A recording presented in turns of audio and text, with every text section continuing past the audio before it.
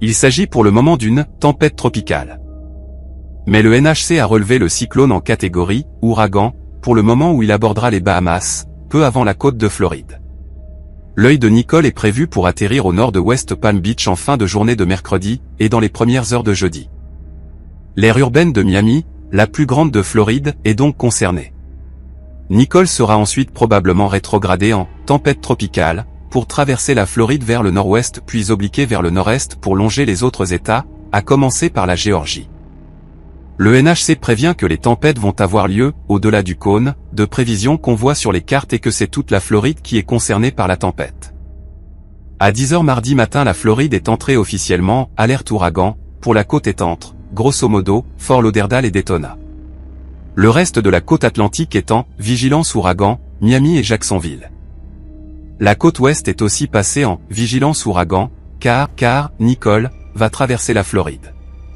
Dès lundi, le gouverneur de Floride avait placé 34 comtés en état d'urgence, y compris l'aire urbaine de Miami, c'est-à-dire les comtés de Miami-Dade, Broward et Palm Beach.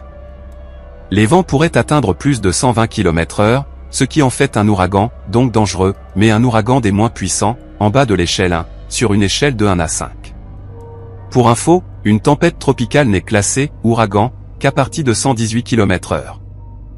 Attention aux inondations, il y a une grande marée depuis dimanche et jusqu'à mercredi inclus. Nicole est toujours à peu près sur la même trajectoire et avec une intensité prévue de catégorie 1 pour son arrivée sur la côte de Floride. Comme chacun a pu le constater avec l'ouragan Ian, il faut toutefois être prévoyant sur des changements de prévision du cap des tempêtes, y compris jusque dans les dernières heures.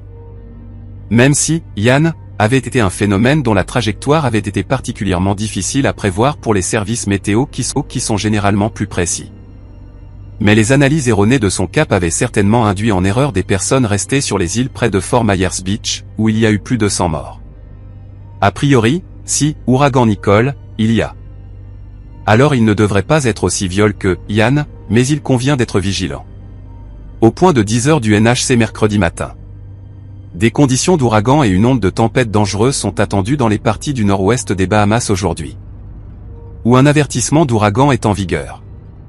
Des conditions d'ouragan sont attendues sur certaines parties de la côte de sud-est et le centre-est de la Floride à partir de ce soir, où une alerte ouragan est en vigueur. Les conditions de tempête tropicale ont commencé le long de la côte et de la Floride dans les zones d'alerte et se propagera vers le nord jusqu'à la Géorgie et la Caroline du Sud plus tard dans la journée.